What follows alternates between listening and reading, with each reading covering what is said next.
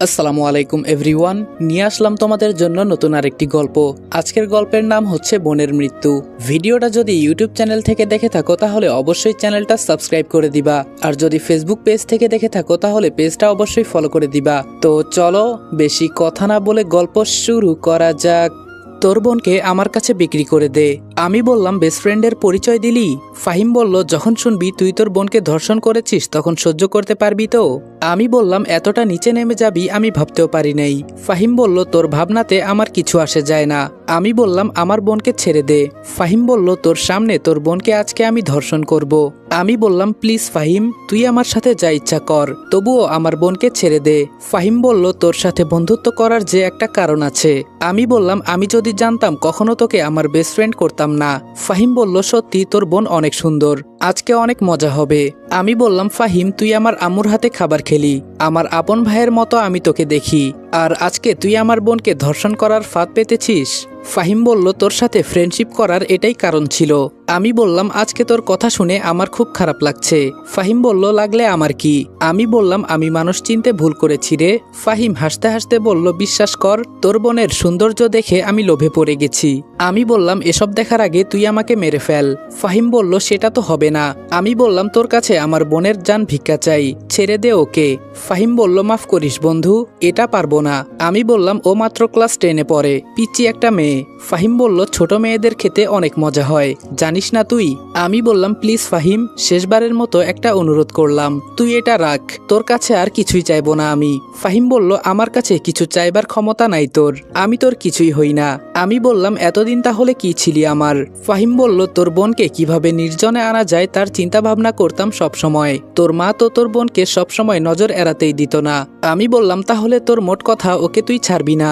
ফাহিম বলল, তোর বোনকে আগে তোর সামনে ধর্ষণ করব, আর মানুষ জানতে পারবে এই ধর্ষণ তুই করেছিস।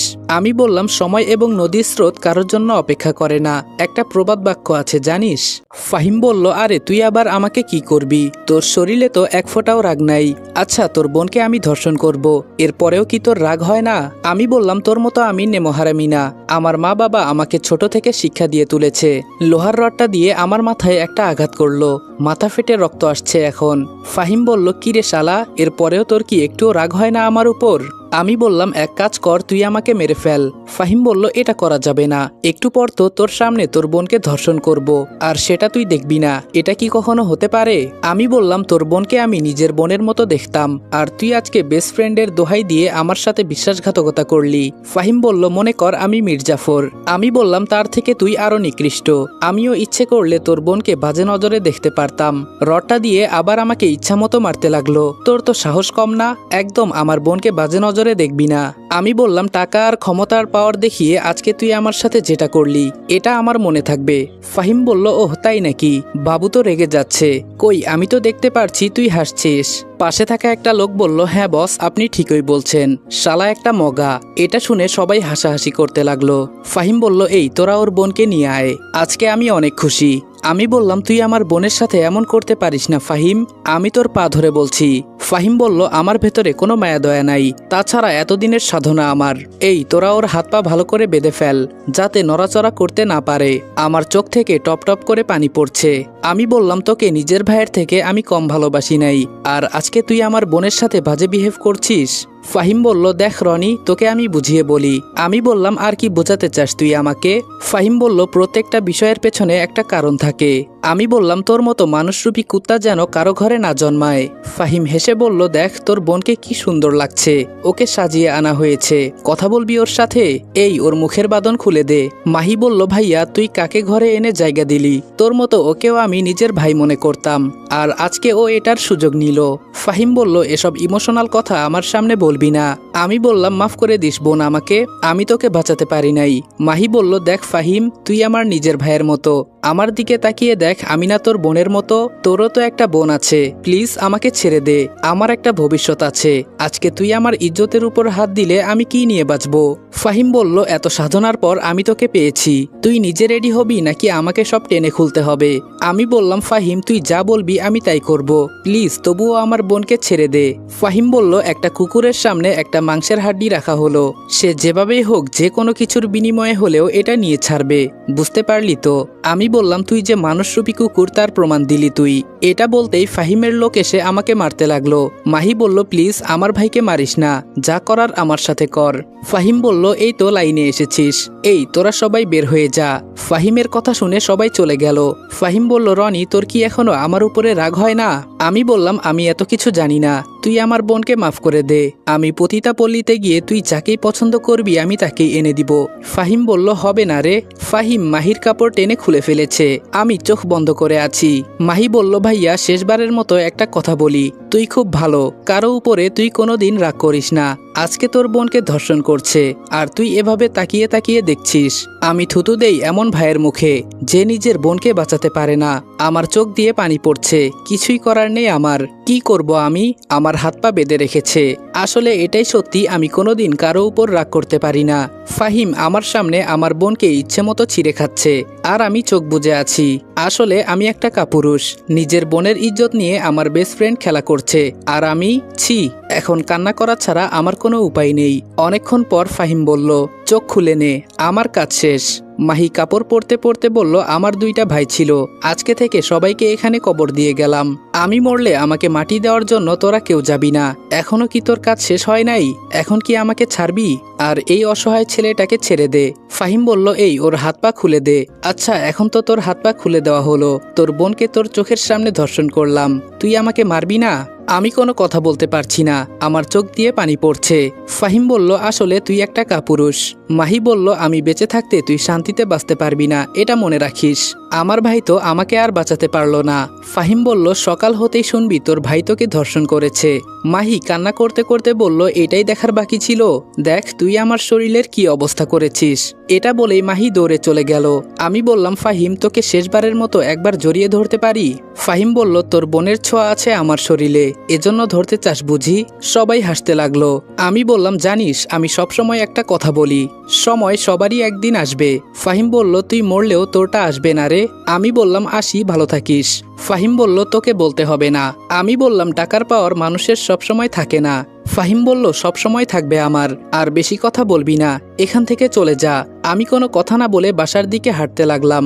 বাসায় যাওয়ার পর দেখি বাসার পরিবেশ একদম নীরব, কোনো কথা নেই। দরজা ঠেলে ভেতরে গিয়ে দেখি আম্মু সোফায় বসে আছে, তবে আম্মুকে খুব স্বাভাবিক লাগছে। আম্মু বলল, কি বাবা, কোথায় থেকে আসলি? তার মানে কি আম্মু এখনো কিছুই জানে না? আমি বললাম, না মানে আম্মু? আম্মু বলল, আচ্ছা তোর চোখগুলো লাল হয়ে আছে কেন? আমি বললাম, মনে হয় চোখে কিছু পড়েছে। আম্মু বলল, দেখে তো এমন লাগছে না, অনেক কান্না করেছিস দেখে মনে হচ্ছে। আমি কোনো কথা বললাম না, চুপ করে দাঁড়িয়ে আছি। আম্মু বলল, থাক বাদ দে, আয় আমার সাথে আয়। আমার আম্মু এই থানার ওসি, সব সন্ত্রাসী ওনার ভয়ে কাঁপতে থাকে। গল্পের সাথে থাকেন, জানতে পারবেন। আম্মু আমাকে সরাসরি ওয়াশরুমে নিয়ে গেল, ওখানে আমাকে নিজ হাতে গোসল করিয়ে দিল। তারপর টেবিলে বসিয়ে বলল, নে তোর পছন্দের সব খাবার রান্না করা হয়েছে, কি খাবি বল। হঠাৎ বাবা কোথায় থেকে এসে বলল, এমন কুলাঙ্গার সন্তান জন্ম দিয়েছ, লজ্জা করে না? আম্মু বলল, এই চুপ করো, একদম কথা বলবে না। আম্মুর ধমক শুনে বাবা ভয় পেয়ে গেল। আমি আম্মুকে এমনি অনেক ভয় পাই, কিন্তু তিনি আজকে আমার সাথে কি করতে চাইছেন বুঝলাম না। আম্মু আমাকে নিজ হাতে খাইয়ে দিলেন। খাবার শেষ করে আম্মু বলল, যা সোফার কাছে গিয়ে দাঁড়া। আম্মুর কথা মতো আমিও গিয়ে দাঁড়িয়ে পড়লাম। শার্টটা খুলে ফেল। আমি বললাম, আম্মু। আম্মু বলল, কোনো কথা বলবি না, যা করতে বলেছি তাই করবি। ভয়ে ভয়ে আমিও শার্টটা গা থেকে খুলে ফেললাম। আম্মু বলল, প্যান্ট থেকে বেল্টটা খুলে ফেল। আম্মুর কথা শুনে খুলে দিলাম। বেল্ট হাতে নিয়ে আম্মু বলল, একটা কথা যদি বলিস তাহলে আমাকে আর আম্মু ডাকবি না, যেভাবে দাঁড়িয়ে আছিস সেভাবেই চুপ করে দাঁড়িয়ে থাকবি। আমি বললাম, জি আম্মু। বেল্ট হাতে পেঁচিয়ে আম্মু আমাকে ইচ্ছে মতো মারতে লাগলো। আমি চুপ করে দাঁড়িয়ে আছি। আম্মু বলল, আমার কি অপরাধ ছিল? নিজের ভাইয়ের সাথে কি তার বোন সুরক্ষিত থাকতে পারে না? আর কতদিন আমি তোর বোনকে প্রোটেক্ট করব? ভাই হয়ে তুই কিছুই করতে পারিস না কেন? বাবা বলল, এই কি করছো? ছেলেটা মারা যাবে তো। আম্মু বলল, যেখানে দাঁড়িয়ে আছো চুপ করে দাঁড়িয়ে থাকো, দরকার পড়লে ওকে হাসপাতালে নিয়ে যাব। আমার চোখ দিয়ে পানি পড়ছে। আম্মু আমাকে এভাবে কোনোদিন মারে নাই, তিনি আমার গায়ে হাতটা পর্যন্ত দেয় নাই। অনেক ভালোবাসেন তিনি আমাকে। বাহির থেকে একটা কনস্টেবল বলল, ম্যাম শালাকে ধরে নিয়ে এসেছি। আম্মু বলল, গুড, ওকে ভেতরে রেখে বাহিরে দাঁড়িয়ে থাকো। ফাহিম ভেতরে এসে দেখে যে আমাকে আম্মু মারছে। ও আমার দিকে চোখ বড় বড় করে তাকিয়ে আছে। আম্মু বলল, তোর শরীরের রক্ত দেখে আমার কি মনে হয় জানিস? আমি কোনো হিজড়া জন্ম দিয়েছি। তোর থেকে তৃতীয় লিঙ্গের কেউ যদি আমার পেট থেকে জন্ম নিত তাও হয়তো ওর শরীরে আজকে একটু হলেও রাগ দেখা যেত। আর তোর নাম যেন কি? ও হ্যাঁ, ফাহিম। ফাহিম বলল, আমাকে এখানে ধরে নিয়ে আসার কারণটা জানতে পারি? আম্মু বলল, আমাকে তোর ভয় হয় না? ফাহিম বলল, আমি কাউকে ভয় পাই না।